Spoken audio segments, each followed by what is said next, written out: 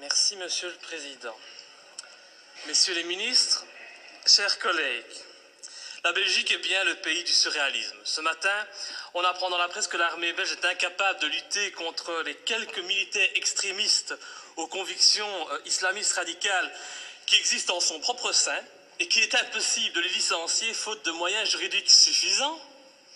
Et par contre, dans un même temps, nous décidons d'aider la France dans sa lutte contre le terrorisme en lui apportant une aide logistique pour son opération au Mali. Que ne ferions-nous pas pour lutter contre le terrorisme en dehors de nos frontières? J'espère juste que nous aurons bien veillé à ne pas envoyer pour cette opération antiterroriste au Mali ces fameux soldats belges islamistes. Je le dis sous la forme de l'humour, mais ce qui se passe actuellement dans le monde ne me fait pas rire du tout.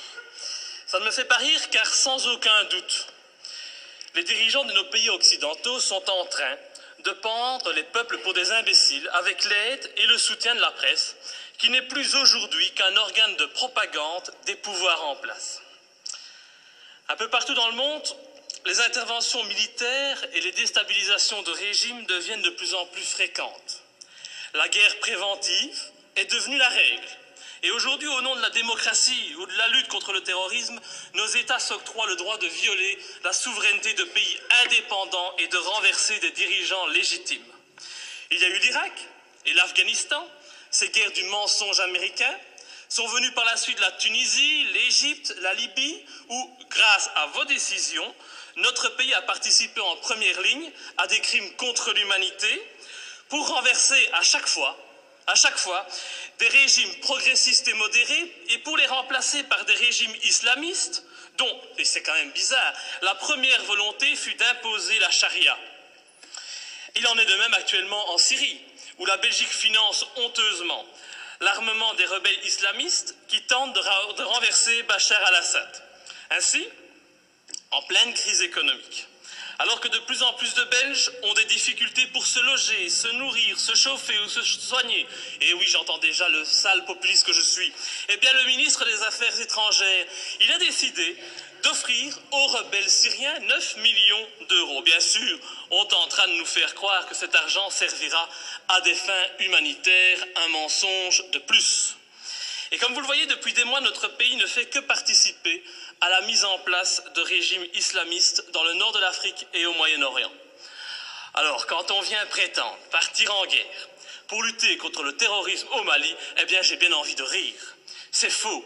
Sous des apparences de bonnes actions, nous n'intervenons que pour défendre des intérêts financiers, dans une totale logique néocolonialiste. Il n'est véritablement pas cohérent de partir aider la France au Mali au nom de la lutte contre le terrorisme islamiste, lorsqu'au même moment, on soutient en Syrie le renversement de Bachar al-Assad par des rebelles islamistes qui souhaitent imposer la charia, comme c'est déjà le cas en Tunisie ou en Libye. Il faut vraiment arrêter de nous mentir et de prendre les gens pour des imbéciles. Le temps est au contraire venu pour dire la vérité. En armant les rebelles islamistes comme les Occidentaux ont auparavant armé Oussama Ben Laden, cet ami des Américains avant qu'ils ne se retournent contre lui, eh bien les pays occidentaux en profitent pour implanter dans les nouveaux pays conquis des bases militaires tout en favorisant leurs entreprises nationales. Tout est donc stratégique. En Irak, nos alliés américains ont mis la main sur les richesses pétrolières du pays. En Afghanistan, ce fut sur l'opium et la drogue, toujours très utiles, pour se faire beaucoup d'argent assez rapidement. En Libye, en Tunisie, en Égypte ou encore en Syrie, le but fut et est encore actuellement de renverser les pouvoirs modérés pour les remplacer par des pouvoirs islamistes qui très rapidement deviendront gênants et que nous attaquerons sans vergogne sous prétexte de lutter, à ce moment-là encore, contre le terrorisme ou de protéger Israël. Et dont les prochaines cibles sont déjà connues. Dans quelques mois, je prends le pari que nos regards se tourneront vers l'Algérie et finalement vers l'Iran. Faire la guerre pour libérer des peuples d'un agresseur extérieur, c'est noble. Mais faire la guerre pour défendre les intérêts des États-Unis, faire la guerre pour défendre les intérêts de grosses sociétés comme Areva. Faire la guerre pour mettre la main sur des mines d'or, ça n'a rien de noble. Et cela fait de nos pays des pays agresseurs et voyous. Personne n'ose parler, mais qu'à cela ne tienne, je ne me tairai pas. Et tant pis si ma lutte doit me faire passer pour un ennemi de ce système qui bafoue les droits de l'homme au nom des intérêts financiers, géostratégiques et néocolonialistes. Bafouer ce régime et le dénoncer, c'est un devoir et une fierté pour moi. Et sincèrement, et je m'excuse pour le vocabulaire populaire utilisé, j'emmerde tous les soi-disant bien-pensants, qu'ils soient de gauche, de droite ou du centre, qui sont aujourd'hui au basque de nos pouvoirs corrompus et qui se plairont à me tourner en ridicule. J'emmerde nos dirigeants qui jouent avec leurs bombes comme des gamins dans une cour de récréation. J'emmerde ceux qui prétendent être des démocrates alors qu'ils ne sont que des criminels de bas étage. Je n'ai pas beaucoup de respect non plus pour les journalistes qui ont le culot de faire passer les opposants pour des débiles mentaux alors qu'au fond ils savent très bien que ces opposants ont parfaitement raison. Je méprise enfin au plus haut point ceux qui se prennent pour les rois du monde et qui nous dictent leurs lois, car moi je suis du côté de la vérité, du côté de la justice, du côté de ces victimes innocentes du pognon à tout prix. Et c'est pour cette raison que j'ai décidé de m'opposer clairement à cette résolution qui envoie notre pays soutenir la France dans son opération néocolonialiste.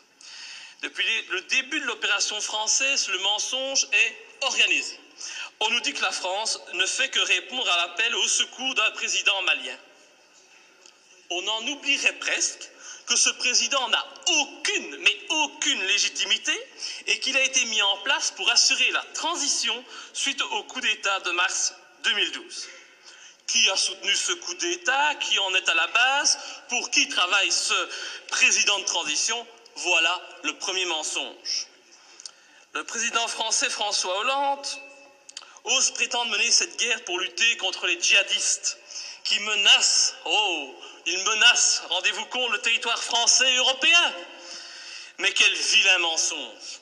En reprenant cet argument officiel, tout en profitant pour effrayer la population, en augmentant le niveau de la menace terroriste, en mettant en œuvre le plan Vigipirate, nos dirigeants et les médias font preuve d'un culot inimaginable. Comment peut-on oser sortir un tel argument alors que la France et la Belgique n'ont pas hésité à armer et soutenir les djihadistes en Libye et que ces mêmes pays continuent actuellement à soutenir ces djihadistes en Syrie? Ces prétextes ne servent qu'à cacher des desseins stratégiques et économiques. Nos pays n'ont même plus peur de l'incohérence car tout est fait pour la cacher. Mais l'incohérence est pourtant bien présente. Ce n'est pas demain que vous verrez un Malien venir commettre un attentat en Europe. Non, à moins qu'on en crée un subitement pour mieux justifier encore cette opération militaire. On a bien créé le 11 septembre pour justifier l'invasion, l'arrestation arbitraire, la torture et le massacre de populations innocentes. Alors créer un terrorisme malien, bon, ça ne doit pas être trop compliqué pour nos dirigeants sanguinaires.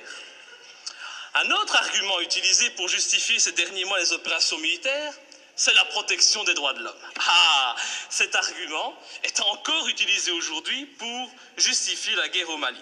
Mais oui, nous devons agir, car sinon les méchants islamistes radicaux vont imposer la charia au Mali, lapider les femmes et couper les mains des voyous.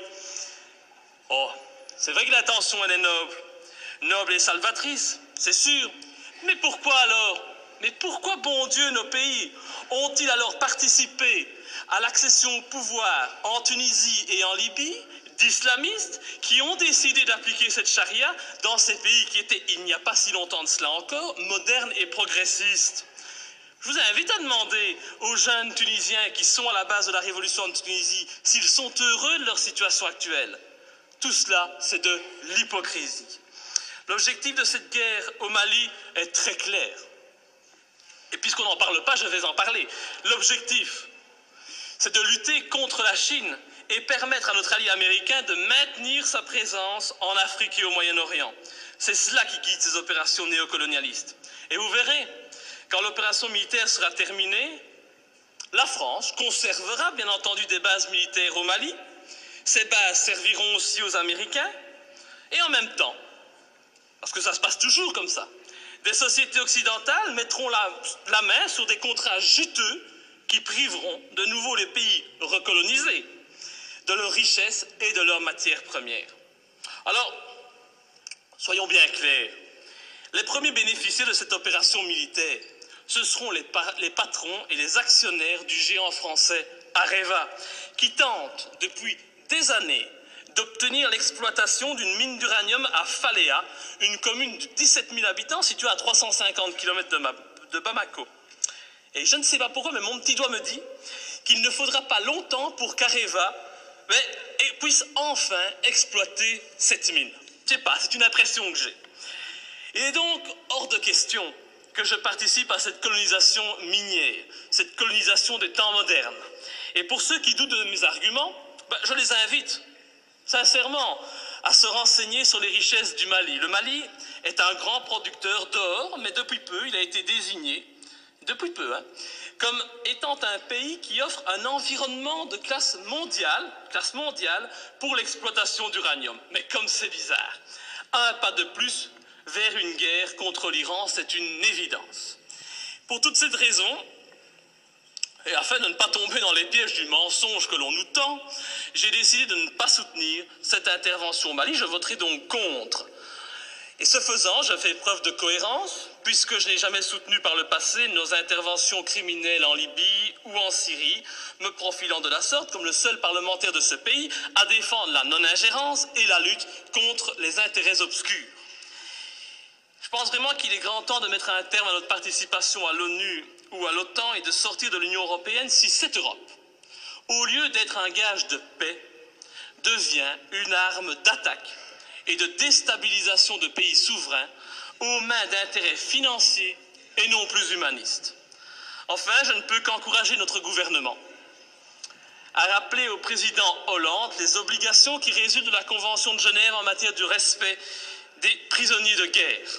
J'ai en effet été outré d'entendre à la télévision, de la bouche du président français, que son intention était de détruire, je dis bien détruire, les terroristes islamistes. Alors je ne voudrais pas que la qualification utilisée pour nommer les opposants au régime malien, c'est toujours pratique aujourd'hui de parler de terroristes islamistes, soit utilisée pour contourner les obligations de tout État démocratique en matière de respect des droits des prisonniers de guerre. Nous attendons un tel respect de la patrie des droits de l'homme. Enfin, et pour terminer, permettez-moi de souligner la légèreté avec laquelle nous décidons de partir en guerre. Tout d'abord, le gouvernement agit sans la moindre autorisation du Parlement, il paraît qu'il en a le droit. Il envoie du matériel, des hommes au Mali. Le Parlement réagit par la suite, et quand il réagit, comme aujourd'hui, eh bien, cette institution n'est composée que d'un tiers de ses membres. Encore beaucoup moins si on parle des élus francophones. C'est donc une légèreté coupable qui ne m'étonne pas vraiment, venant d'un Parlement de toutous soumis aux diktats des partis politiques. Je vous remercie. Monsieur le ministre des Affaires étrangères.